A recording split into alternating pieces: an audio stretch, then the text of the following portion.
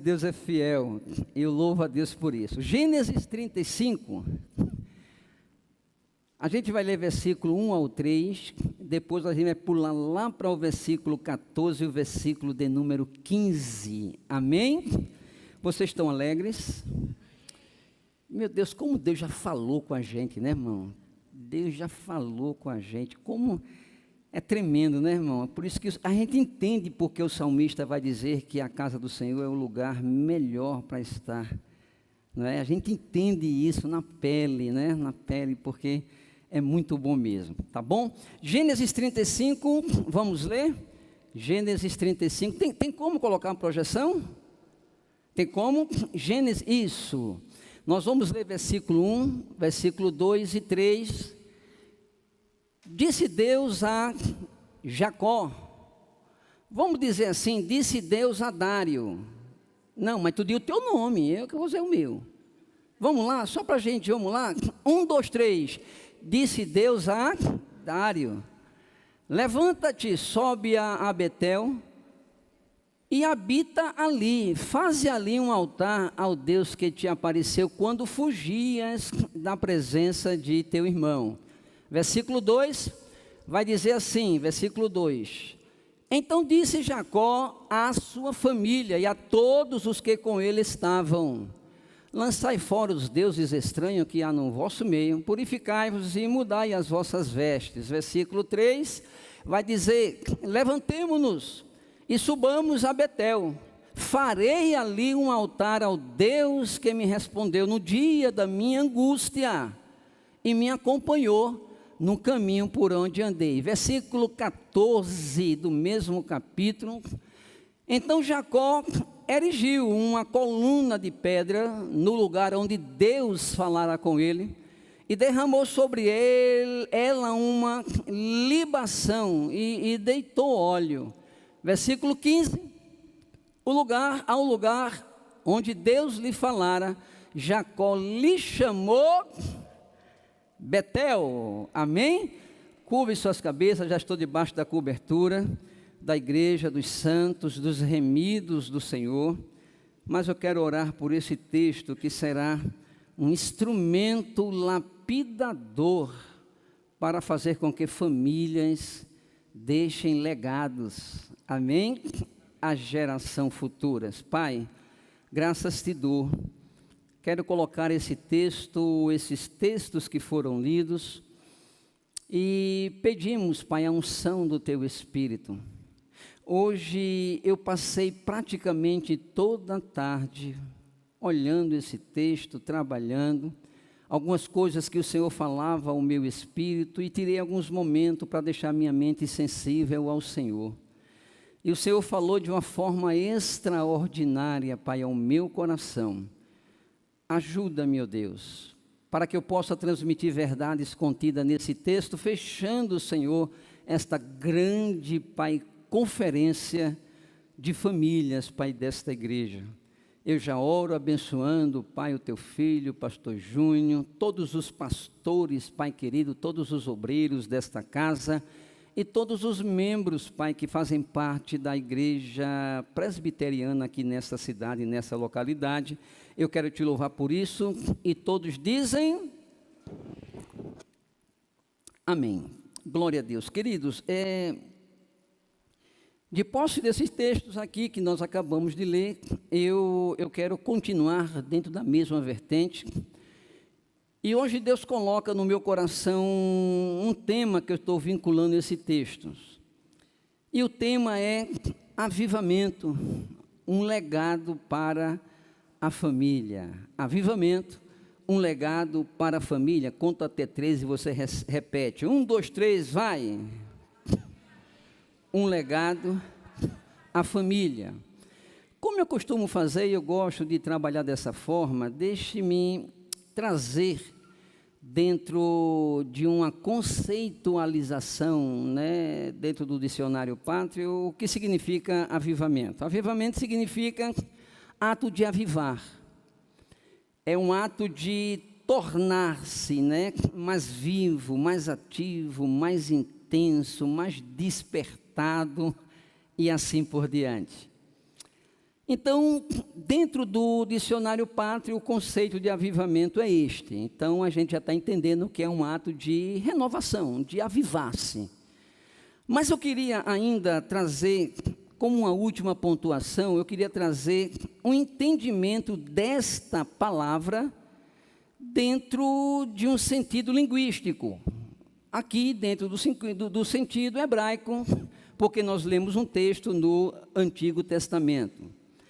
É interessante que, dentro da língua hebraica, não existe essa palavra avivamento. Não existe. Os judeus, ele nunca vai falar essa palavra avivamento.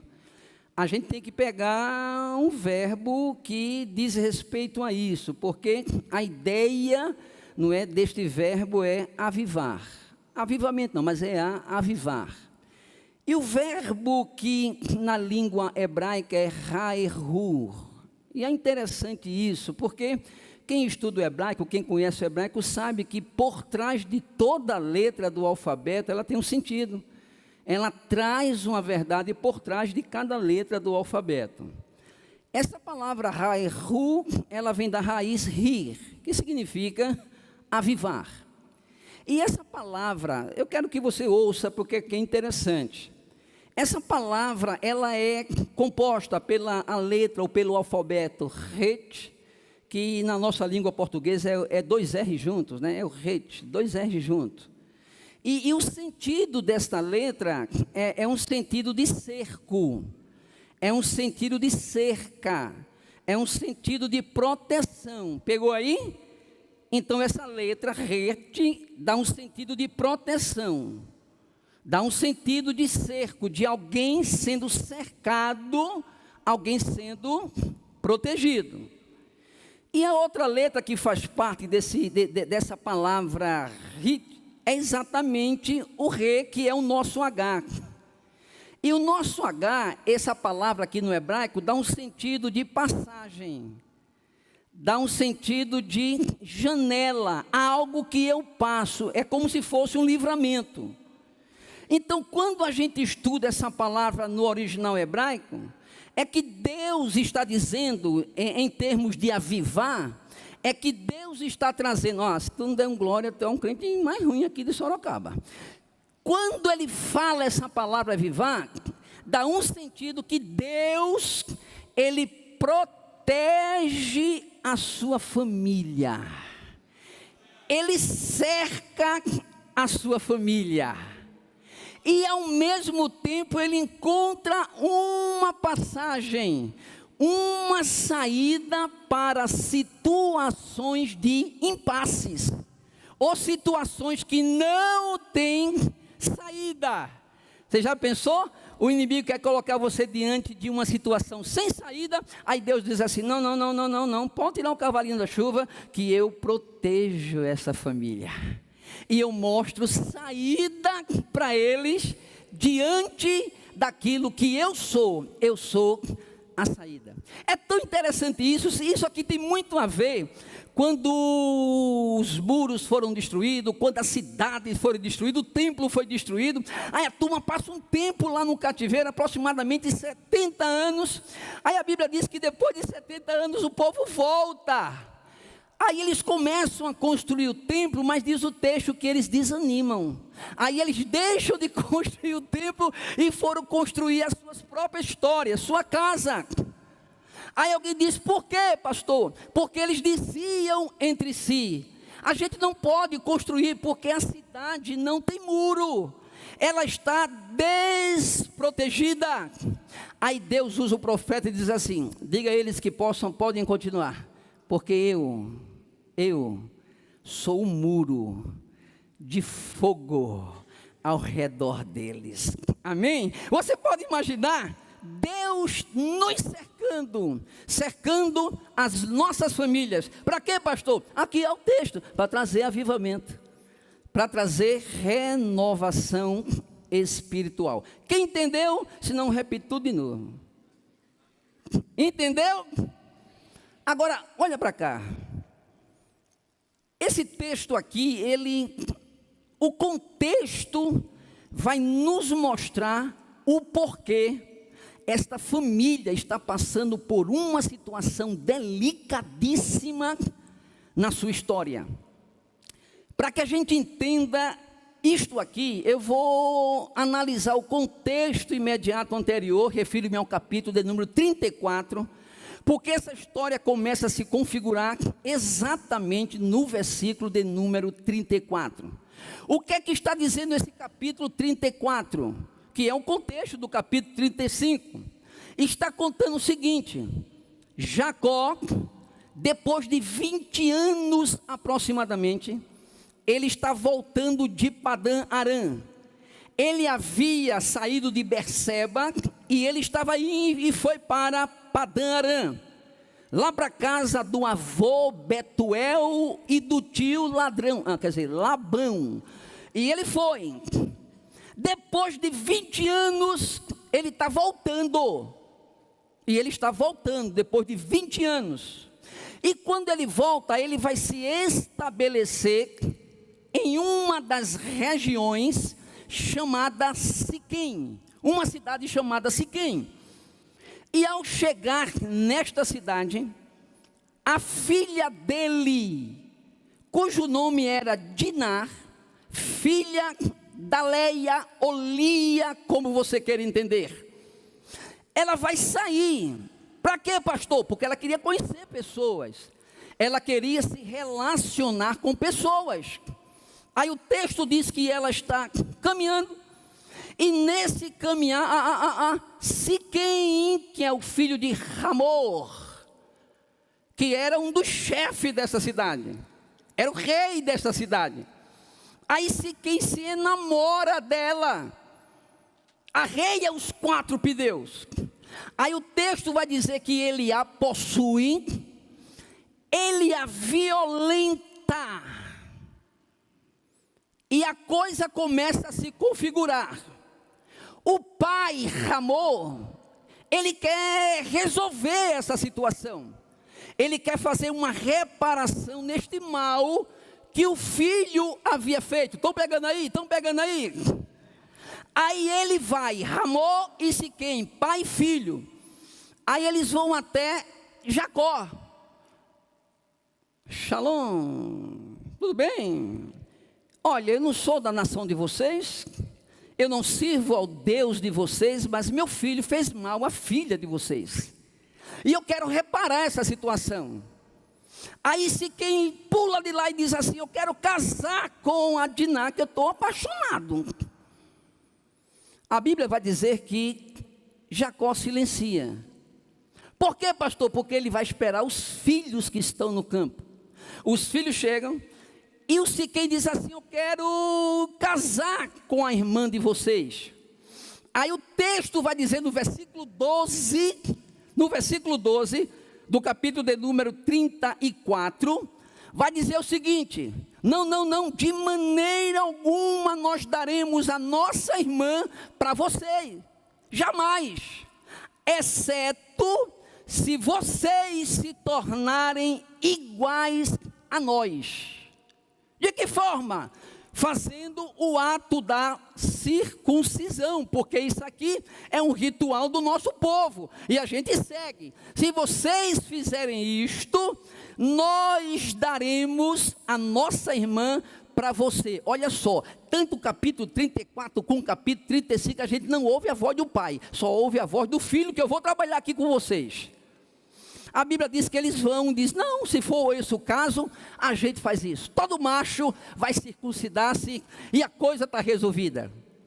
Aí vai dizer o versículo 25, porque a fala desses meninos é uma fala carregada de sagacidade. Aí quando eles estão lá, versículo 25 vai dizer que no auge da dor, 2 filhos de Jacó, provavelmente os mesmos que fizeram esta sugestão, eles pegam uma espada. Aí diz o texto que eles vão lá na cidade, eles matam Siquém, o filho, eles matam Hamor, o pai, eles matam todos os homens da cidade, pegam as mulheres, os pertences e levam para onde eles estavam. Quando isto acontece, há uma revolta. Cananeus e fariseus se juntam e dizem assim: vamos subir e vamos arrebentar esta família. Vamos matar todo mundo e trazer as mulheres que eles levaram cativas. Quando Jacó toma conhecimento disto, o texto diz que Jacó apavora-se. E ele diz a seguinte frase: a minha família está perdida. Agora vamos todos morrer. Estou parafraseando. O texto termina exatamente aqui. E o que é que a gente pode extrair de lições dentro da nossa temática legado? O que é que a gente pode tomar como lições em toda esta narrativa que eu acabei de contar, relembrando, porque todos vocês já sabem e conhecem essa história. Eu pontuei algumas coisas que eu queria trabalhar com vocês na noite desse dia.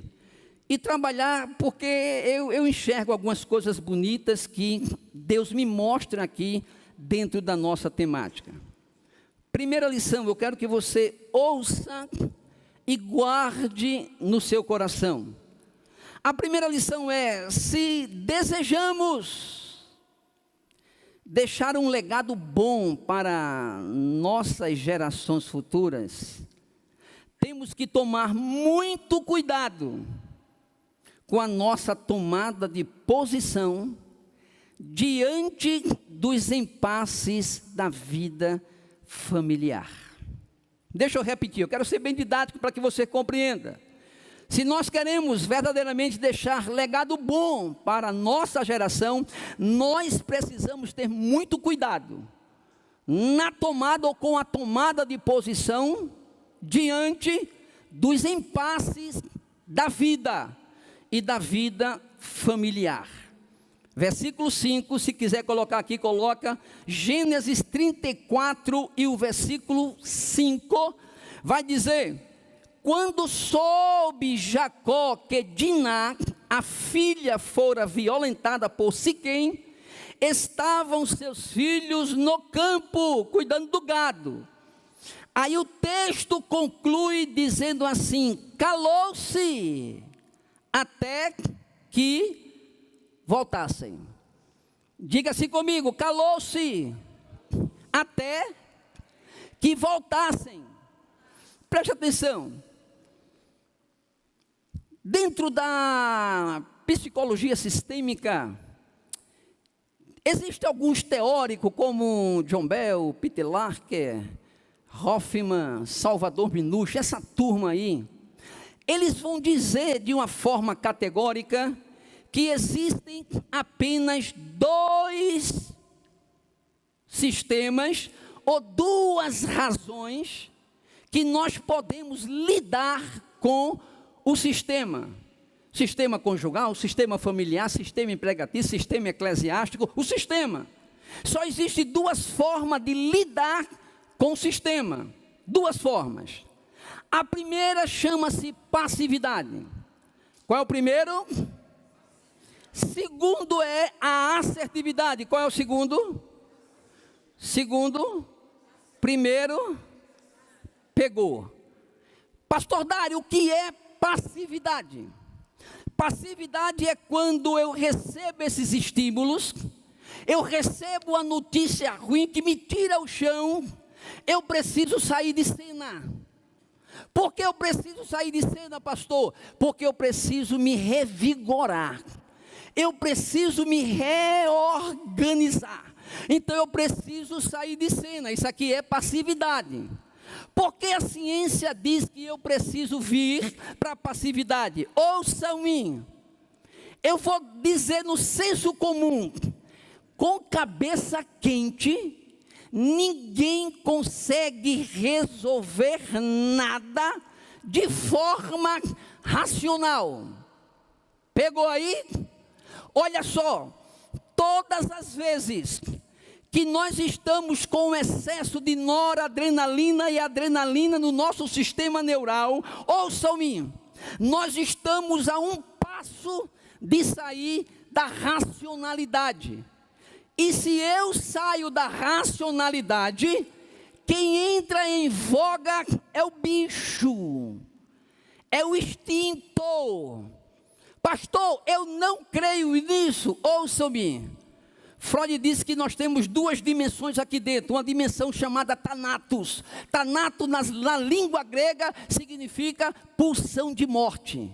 E uma outra dimensão é a dimensão Eros, que é uma dimensão amor, está aqui dentro. Aí você diz, não pastor, eu não tenho nada a ver com Freud. Mas Paulo escrevendo aos irmãos da Galácia do Sul, carta aos Gálatas, capítulo 5 e versículo 17, ele vai dizer que nós temos aqui dentro duas dimensões. Uma dimensão espírito, que é essa dimensão amor.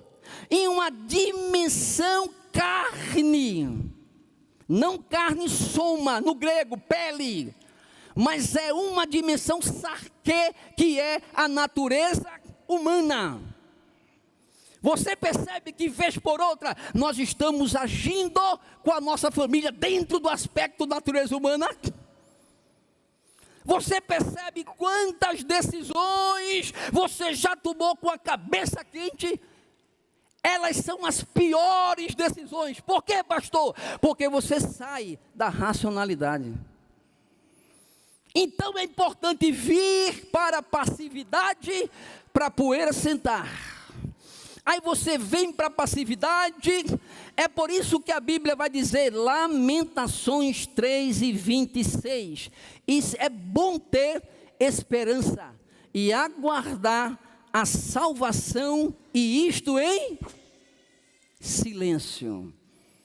Eclesiastes capítulo 3, versículo 1, vai dizer assim, há tempo para tudo. Há tempo para tudo.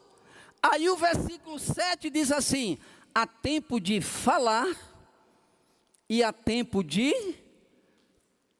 calar. Falar e calar. Calar, passividade. Então eu preciso entender, momentos de impasse, eu preciso vir para a passividade. Aprenda isso, nunca mais se esqueça. A situação aconteceu, você está com a cabeça quente, não tome nenhuma decisão, porque se você tomar, você vai errar. Então venha para a passividade. Dê esse tempo a você mesmo. Para quê, pastor? Para que a adrenalina ela baixe da sua cabecinha e você volte a ser o homem de Deus, a mulher de Deus. É para tu acordar. Lembrou? Passividade. Olha aqui para mim. Quando eu olho para esse texto, aí você diz, pastor, Jacó calou-se, então ele veio para a passividade.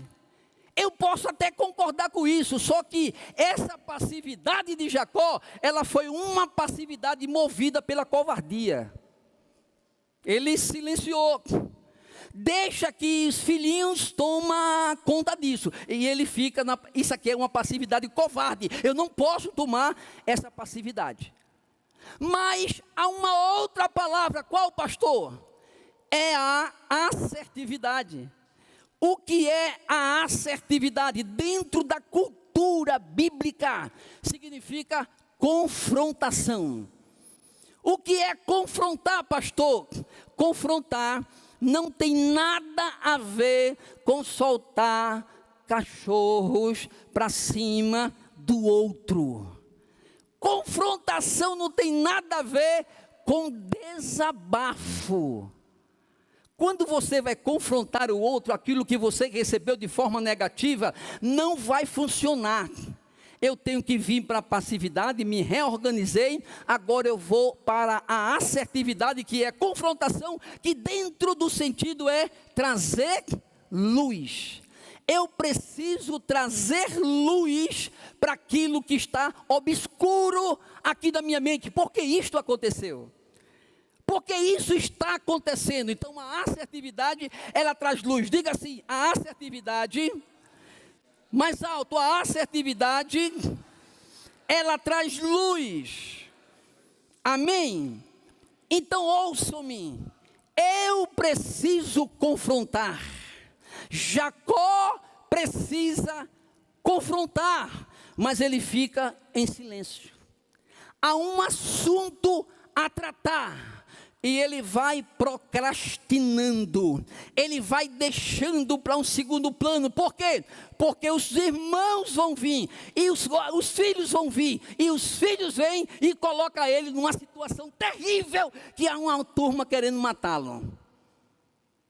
Eu preciso ir para confrontação. Pastor, como é que eu faço esta confrontação? Deixa eu trazer luz para vocês. Lucas capítulo 15, versículo de número 8. Tem como colocar aí, filho, no telão? Lucas 15, 8. Coloca aí, Lucas 15, 8. Isto, olha lá, lê comigo. Olha como a gente faz a confrontação. Ou qual é a mulher que tendo 10 dracmas, se perder uma, não acende a candeia, varre a casa e a procura diligentemente até encontrá-la? Nós temos duas coisas aqui. Diga-se comigo. Primeiro, ela acende a candeia. Está lá no texto, ela acendeu a candeia. Olha aqui para mim.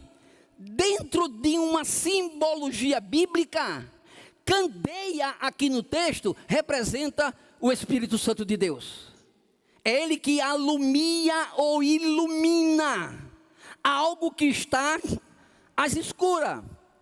Antes de qualquer coisa, ela acende a candeia. Pastor, por que é que o senhor está falando isso? Ouçam-me em nome de Jesus. Sabe por quê? Às vezes a gente não confronta, porque a gente ainda não está permitindo o Espírito Santo aclarar na nossa mente aquilo que precisa estar claro. E quando eu falo isso, eu não estou falando em casa física apenas, mas eu estou falando numa casa espiritual. Eu estou falando de legado que eu deixo para minha casa. Eu estou falando de legado que eu deixo para minha família. Mas eu preciso deixar o Espírito Santo dizer: Dário, tem coisas que você precisa confrontar, não com o outro, mas com você mesmo. Eu posso dizer: Espírito Santo, clareia, o que é que eu preciso varrer nesse negócio? O que é que eu preciso tirar daqui, para que legado bom aconteça na minha casa? Eu preciso pedir: Espírito Santo, me orienta. Espírito Santo, me ajuda. Isso aqui não é ninguém te apontando, isso aqui não é ninguém falando para você, mas isso aqui é uma homilia, é uma conversa sua com o Espírito Santo de Deus. O que é que eu preciso confrontar? O que é que eu preciso mudar aqui? Aí o texto vai nos mostrar uma segunda coisa. O texto vai dizer que ela faz o quê? O que é que ela faz? Varre a casa. Deixa eu falar aqui dentro de uma cultura textual.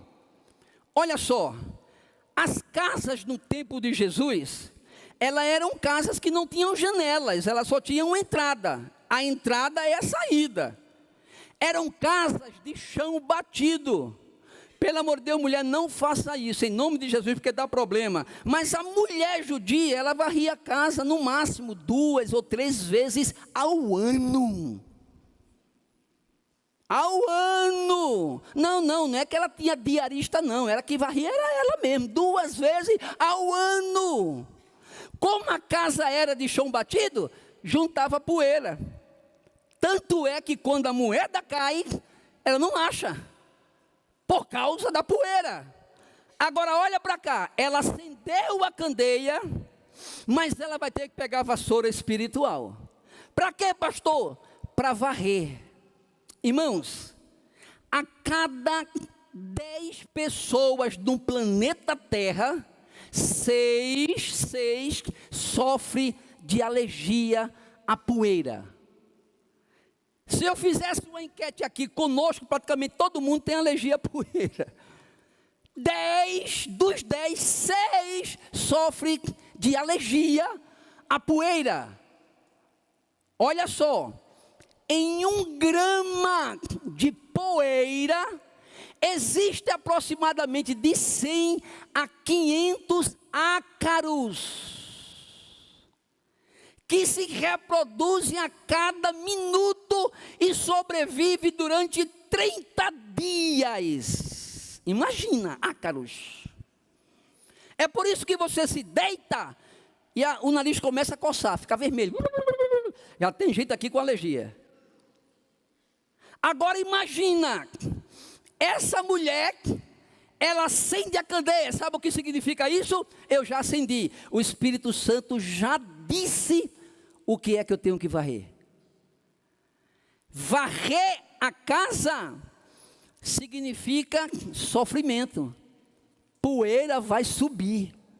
Assim, vai subir poeira. E você sabia que 90% de nós fugimos de sofrimento? Eu estava tarde com a dor de cabeçazinha, eu digo, Nedinha, tu tem um remédio de dor de cabeça? Por que eu não fiquei com dor de cabeça? Por que a gente não fica com dor? Porque nós não queremos sofrimento. E por não querer sofrimento, a gente não varre. O Espírito Santo já mostrou, mas a gente não quer. Por quê? Porque isso causa desconforto. Aí a gente fica na passividade. A gente não quer ir para a assertividade. Um dia eu tratando um casal, consultório, casal crente, e ele disse assim, doutor, eu não corrijo os meus filhos e a minha casa, porque eu não tenho moral para isso. Opa! Por que você acredita que não tem moral? Aí ele disse, porque quando eu não conhecia Jesus, a minha vida foi uma vida moralmente pregressa, moralmente arrasada. E meus filhos sabem disso, o quanto eu fiz a mãe deles sofrer. E eles mesmo um dia disseram, o senhor não tem moral para nos corrigir, o senhor falhou com a gente. E eu fico na minha, eu fico na passividade. Aí eu disse para ele, nunca tenha vergonha do seu passado, porque era um passado sem Deus. Mas chame essa molecada e diga o seguinte para eles, papai quando não conhecia Jesus, mamãe quando não conhecia Jesus, de fato, eu errei muito, mas teve um dia que eu me encontrei com o Senhor Jesus, e Ele pegou meus pecados e colocou no mar, que nenhum de vocês vão encontrar em livro de geografia, porque o mar chama-se mar do esquecimento. Você tem moral. Você tem moral. A Bíblia diz que Ele fez isso e dos seus pecados Ele não se lembra mais. É uma brincadeira santa, imagina o diabo, mas é o pecado de Dário e Deus, hã? Que pecado? Deus faz assim com você.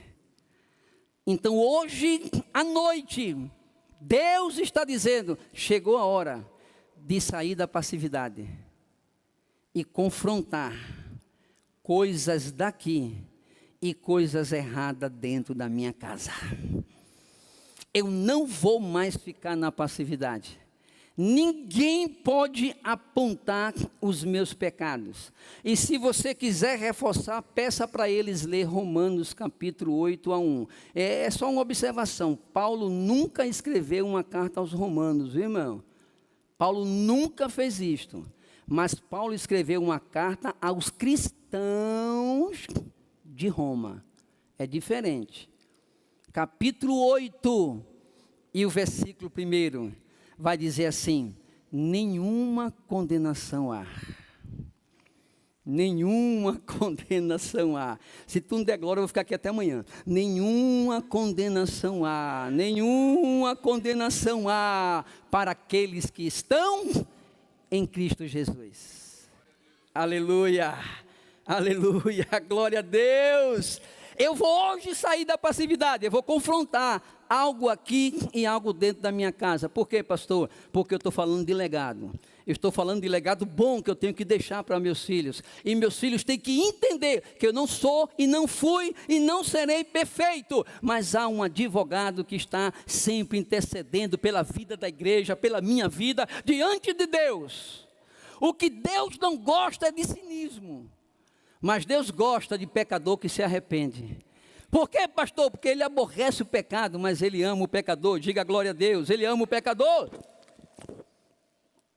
Então a primeira coisa que eu vejo aqui é que literalmente Ele ficou em silêncio. Mas eu preciso literalmente varrer a minha casa. Acenda essa luz. Paulo, escrevendo em sua carta aos Tessalonicenses 5,19, ele vai dizer: não extingais o Espírito. Essa ação aqui de extingar é deixar inoperante. Ele está aqui, mas se eu não deixá-lo agir, ele não vai agir. Até está lembrado, isso aqui não é para o mundo, é para a igreja. Eis que estou à porta e bato. Se você deixar, eu entro e vou fazer uma festa que vai ser coisas tremendas. Amém? Há uma proposta de Deus aqui nessa noite. Qual, pastor? Que eu deixe essa luz ser acesa na minha vida, na minha casa. Quantos querem fazer isso? Levanta a tua mão para o céu.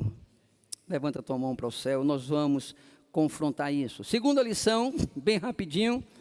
A segunda lição que eu vejo aqui no texto é que se desejamos deixar legado bom para gerações futuras, não podemos como pais, aqui é para pais, não podemos como pais deixar de lado a nossa posição ou função sacerdotal dentro de casa. Se a gente fizer isso, a gente se arrebenta. Eu falei, daqui essa pincelada, eu tenho um dos 4 livros que eu já escrevi. Eu tenho um livro, Como Salvar a Sua Família. E a Nedinha ficou, né, em casa, e eu quando ia corrigir meus filhos, lá no início do meu casamento, irmãos, eu tratava com muita ira. E todas as vezes que eu ia fazer isso, ia corrigir com muita brutalidade, a Nedinha se passava na frente. Não, filho, não faça assim. E ela fazia isto, e eu literalmente um dia disse para ela: então tá bom, você educa. Você não é aqui, sabe? Você educa e eu vou só colocar a comida e a percatinha e o sapatinho, não tem problema. Falei isso para ela. E eu fui pregar no congresso em Unai, Minas, congresso de família. E eu preguei lá 2 dias, de dia não foi que ela estava pregando no congresso lá em Caldas. E eu fui. E eu ministrei, quando eu estou voltando, o Espírito de Deus começou a conversar comigo. E ele dizia mais ou menos assim: que besteira que você falou, né, a sua esposa? Que besteira, né? Eu qual? Que você vai deixar ela criar e você vai só cuidar da parte, né, de assistência. Que besteira que você falou, né? E eu aqui querendo me justificar, mas ela não deixa eu corrigir, não. Ela deixa você corrigir, é que você quer corrigir errado, mas ela deixa. Eu digo: tá, eu estou entendendo, e comecei a chorar dentro do carro. E ele disse assim: vai lá e pede perdão para ela, porque quem tem que criar os filhos é você e ela. Não abra mão do seu ofício sacerdotal dentro de casa. Não abra mão, porque se você abrir mão, você vai deixar legado ruim. Teus filhos farão a mesma coisa. Filho é filho. A gente não pode abrir mão de filhos. E eu fui corrigido e eu coloquei isso no meu livro. Um dia vocês terão acesso. Olha só o que aqui está no capítulo 34, versículo 13 e 14. Gênesis 34, versículo 13 e 14. Deixa eu ganhar tempo aqui. Então responderam os filhos de Jacó a Siquém. Diga: então responderam os filhos de Jacó a Siquém e a Ramor seu pai. Aí o texto diz: enganosamente. Se eu fosse perguntar aqui no texto, como é a voz do pai Jacó? Eu não sei. Porque só quem fala é os filhos, são os filhos. Vocês percebem que tem um problema, e o pai lá do rapaz vem para consertar esse problema, mas literalmente o pai silencia, o pai não assume a sua posição de sacerdote.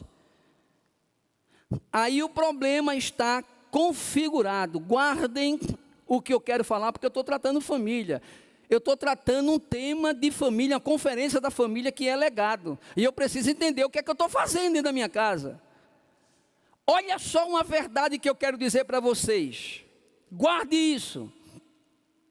Todas as vezes que quebramos princípios divinos, ficamos vulneráveis ao ataque, para não estar falando o nome dele, eu quero falar o nome de Jesus, do nosso arqui ou principal inimigo. Vou repetir. Todas as vezes que nós quebramos princípios, nós ficamos vulneráveis ao ataque deles. Pastor, o princípio aqui foi quebrado? Foi. Porque quem tem autoridade dentro da casa não são os filhos. Quem resolve problema dentro da casa não é a molecada. Mas quem resolve problema é papai e mamãe. Mas Jacó abriu mão disto. Então ele está quebrando um princípio de autoridade. Eu quero ler um texto para que fique mais claro para você. Coloca aí, meu filho, para mim. Coloca aí para mim, bem rapidinho. 1 Samuel, capítulo 2, versículo 30 e 31. Anote aí. 1 Samuel 2, 30 e 31. 1 Samuel 2, 30 e 31. Vamos ler? Portanto, diz o Senhor Deus de Israel: na verdade, dissera eu que a tua casa e a casa do teu pai andariam diante de mim perpetuamente, ou para sempre. Porém, agora diz o Senhor: longe de mim tal coisa. Você está imaginando isso aqui? Isso aqui é alguém que quebra princípio. A ordem divina é que Deus quer estar perpetuamente conosco. Mas quando há quebra de princípio, Ele está dizendo longe de mim. Por quê, pastor? Aí ele diz: porque aos que me honram, eu honrarei. Eu não posso quebrar princípio divino. Aquilo que Deus manda eu fazer, eu tenho que fazer. Aí ele diz assim: porém os que me desprezam serão desmerecidos. Olha o 31. Eis que vem dia, isso aqui é uma palavra profética. Eis que vem dia que cortarei o teu braço e o braço da casa de teu pai, para que não haja mais velho nenhum em tua casa. É interessante que no hebraico essa palavra velhos é ancião. A palavra ancião significa que não tem mais conselhos. Não é sério isso? Isto aqui vai acontecer literalmente. Quando, pastor? Quando Israel vai para a batalha contra os filisteus, e o texto vai dizer que quem vai para a batalha são os dois filhos desviados do sacerdote Eli, Ofni e Finéias. Aí a Bíblia vai dizer que eles perdem a batalha, morre todo mundo. E a arca do concerto, que representava a glória, a presença de Deus, ela é perdida. Aí a Bíblia diz que na batalha consegue salvar-se um, vai lá para o arraial.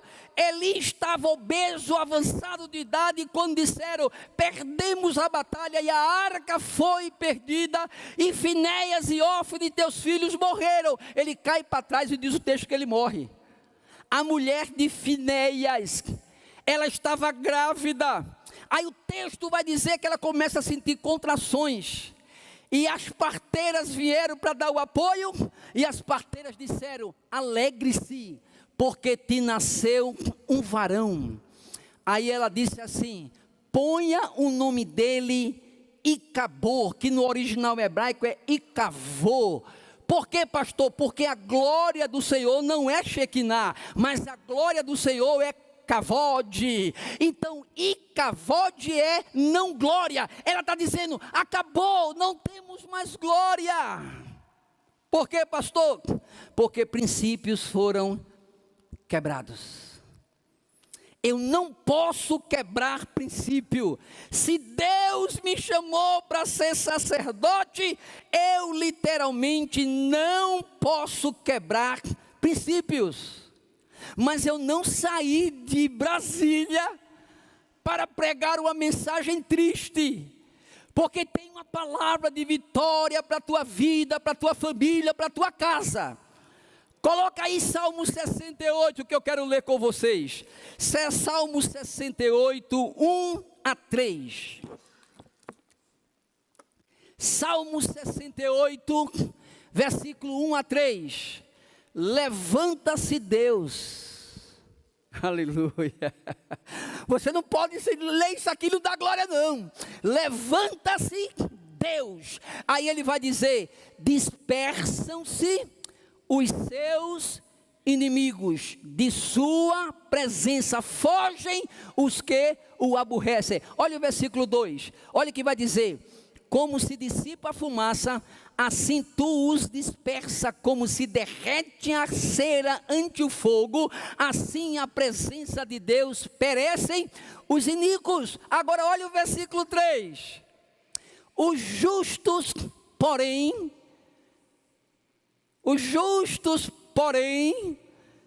se regozijam, exultam na presença de Deus. Deixa eu ver quantos justos tem aqui. Levanta a mão, levanta a mão, levanta a mão. Deixa eu ver quantos justos tem aqui. Olha o que é que ele está dizendo para a tua vida. Ele está dizendo assim, eles se regozijam e exultam na presença de Deus, fogam de alegria. Nós vamos renovar propósito e princípios com Deus aqui nesta noite. Deixa eu fazer uma coisa aqui, porque Deus está falando ao meu coração. Somente pai e mãe, levanta as mãos. Pai e mãe, levanta as mãos, bem alto, isso, levanta as mãos. Pai e mãe. Eu quero profetizar sobre a vida de vocês. A unção sacerdotal. A unção sacerdotal. Nós não vamos abrir mão da nossa casa. Nós não vamos abrir mão da nossa família. Nós não vamos abrir mão dos nossos filhos. Por quê, pastor? Porque repousa sobre nós uma autoridade. Pode dizer glória a Deus? Uma autoridade. A função sacerdotal é uma função de intercessão. Quando Israel se estabelece na terra, Deus tirou do povo 3 classes de pessoas. Primeiro, Deus tirou o rei. Para quê, pastor? Para que o povo entendesse que ele é rei. Depois Deus tira o profeta. O que é o profeta, pastor? É aquele que pega de Deus e entrega ao povo. Mas não tem como pegar de Deus e entregar ao povo se não tiver o sacerdote. Porque o sacerdote pega do povo e manda para Deus. Nós temos essa autoridade sacerdotal de interceder pela nossa família. Não abra mão desse legado, não abra mão disto em nome de Jesus. Quem está entendendo, diga glória a Deus. Quem está entendendo, aleluia. Estou terminando. Terceiro e último que eu aprendo com esse texto que pais que desejam deixar legado bom para gerações futuras, precisam entender que mesmo diante dos erros, as misericórdias do Senhor entram em ação para corrigi-los, mas isto quando estiverem dispostos a obedecerem a ordem dele. Mesmo diante dos erros, pastor, eu errei muito. Não, fica tranquilo. Mesmo assim, as misericórdias do Senhor vai te alcançar. Vai te alcançar. Nada está perdido, nada. As misericórdias vão entrar em ação. Agora, é preciso que eu esteja disposto a obedecer a ordem dele. Qual? Capítulo 35 que eu li, Versículo 1 vai dizer: depois disse a Dário: levanta-te e sobe a Betel e habita ali, e faz ali um altar ao Deus que te apareceu quando fugiste da face do teu irmão Esaú. É muito interessante isto, está lá o texto, segura aí.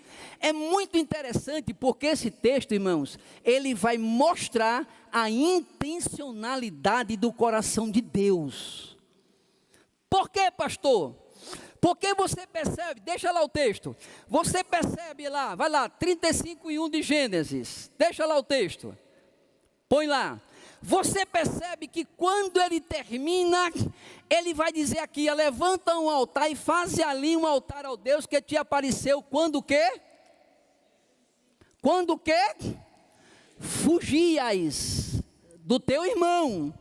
Então olha só, isso aqui aconteceu quando ele era solteiro.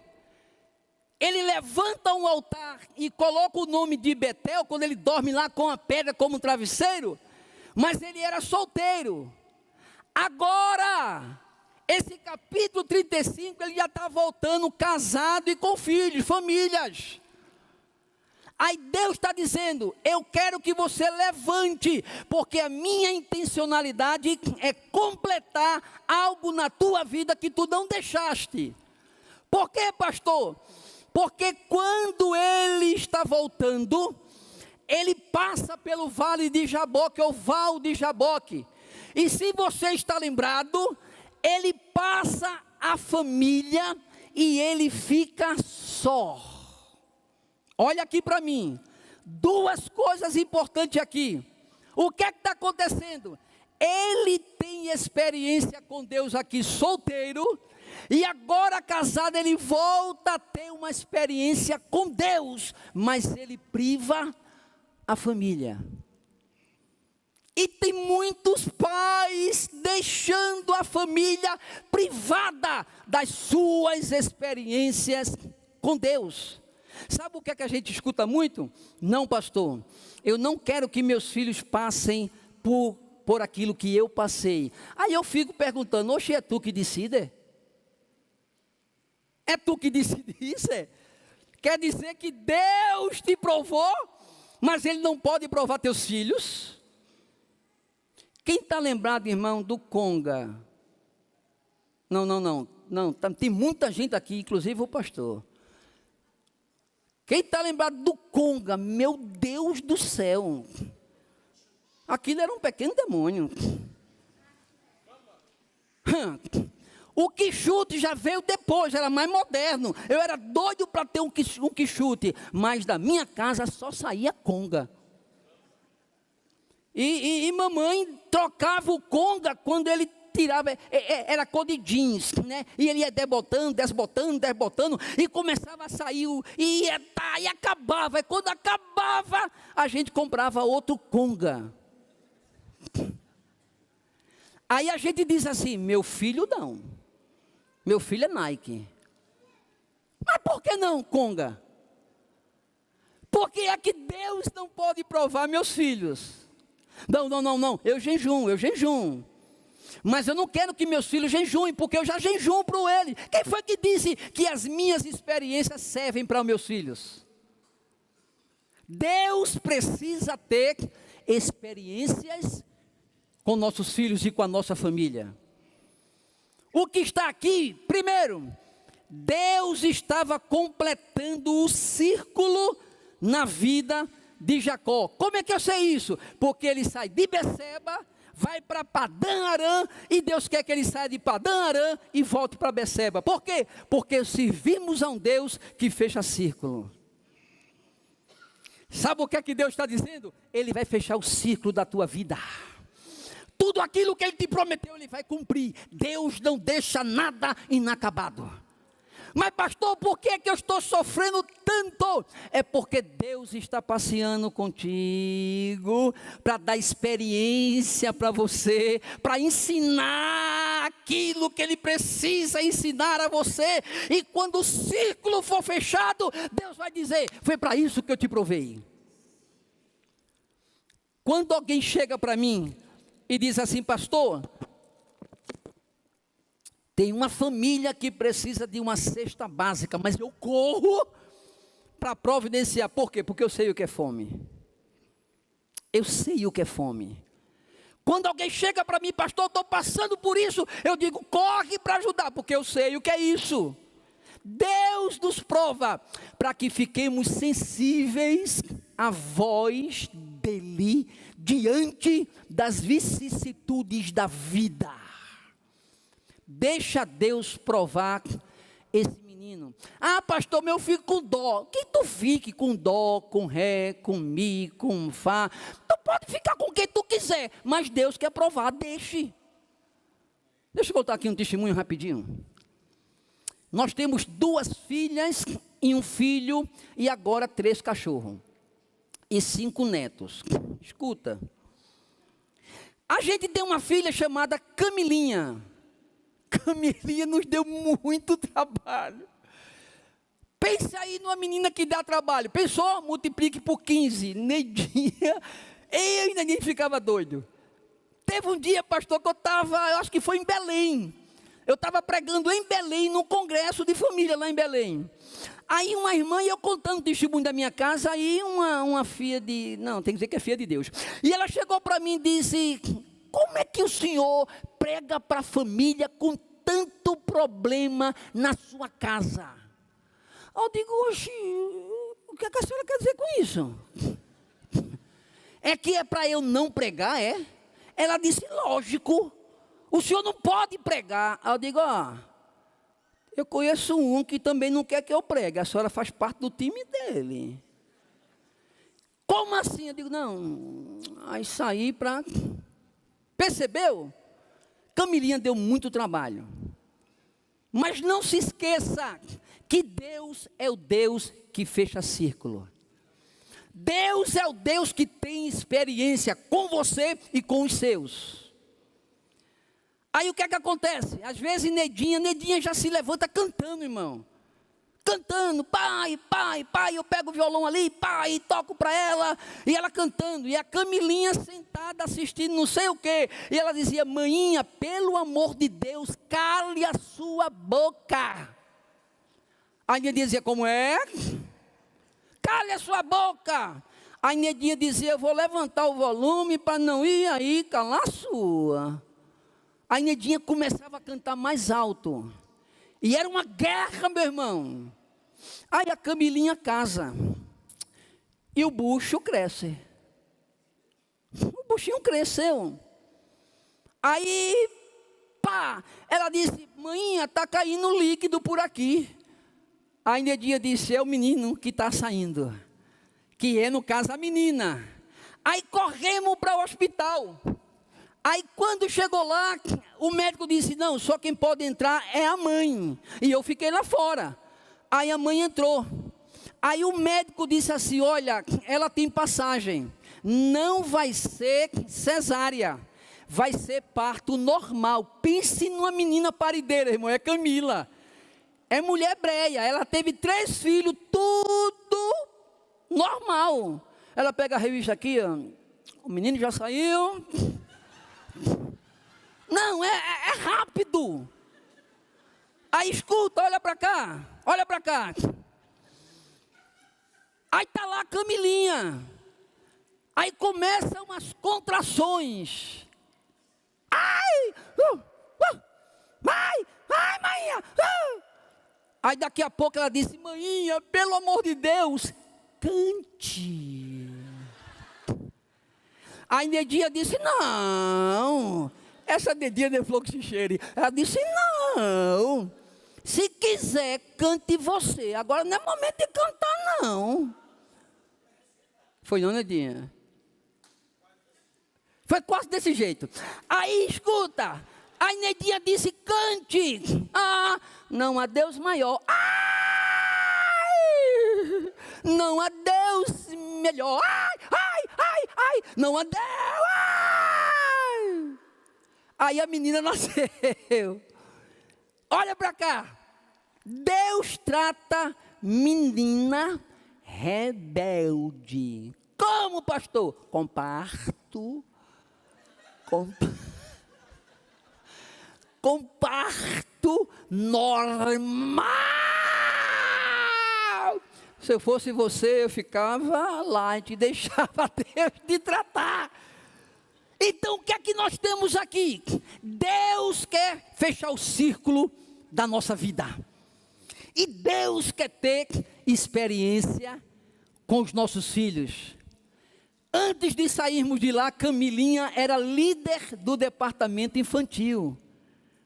Uma menina crente, que ora, ensina a Bíblia para os 3 filhos. Por quê, pastor? Porque Deus persegue, Ele quer fechar o círculo das nossas vidas. Porque Deus quer que você deixe legado.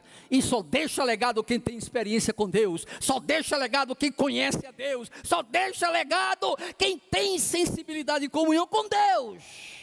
E Deus quer fazer isto. Amém? Fiquem de pé. Fiquem de pé. Aleluia. Quem está sentindo a presença do Senhor, diga glória a Deus. Vocês de pé, eu quero fechar aqui essa mensagem. Deus está, na realidade, mostrando a sua verdadeira intencionalidade. Analisando a ordem, ele disse: suba a Betel. Diga assim: suba a Betel. Todos nós sabemos, junção de 2 palavras, Bet, que significa casa, e El, Deus. Betel, casa de Deus. Olha aqui para mim. A gente pode priorizar ou levar nossos filhos para qualquer lugar que você possa imaginar. Um bom clube, de férias, mas ouçam-me. Lugar de transformação só aqui na Betel de Deus. Lugar de transformar a família é na Betel de Deus. Diga assim: é na Betel de Deus. Agora, olha aqui para a gente finalizar. Por que Deus manda ele ir para Betel? Por que Deus quer que a gente vá para Betel hoje? Coloca aí para mim, filho, Salmo 23 e o versículo 5. Deixa eu ler para vocês. Salmo 23 e o versículo 5. Segura só um pouquinho aí. Eu não vou ler a sentença A do texto, que diz: prepara uma mesa na presença dos meus adversários. Não. Mas eu vou ler com vocês: unges-me a cabeça com óleo, e o meu cálice transborda. Repita: unges a minha cabeça com óleo, e o meu cálice transborda. No original hebraico é de Shanta Vahami Rossi Kossi Revaiar. Diga-se comigo: revaiar. Mais alto: revaiar. O que é revaiar na língua hebraica, pastor? É transbordar. Revaiar é transbordar. É quando o meu ser está na Betel, na casa de Deus, e eu tenho o meu limite ultrapassado. Aí eu entro na revaiar de Deus, no transbordar de Deus. Olha aqui para mim. A partir de agora já não é mais o meu esforço para deixar legado para minha casa, mas é a ação da graça de Deus. Não é mais a minha inteligência para deixar legado para minha casa, mas é a ação da graça de Deus. Não são as minhas pós-graduações, mas é a graça de Deus. Por que, pastor, isso acontece? Porque na Betel eu sou convidado a me esvaziar. Ouçam-me, eu só posso transbordar, revaiar, se eu estiver cheio. E eu só posso me encher se eu me esvaziar.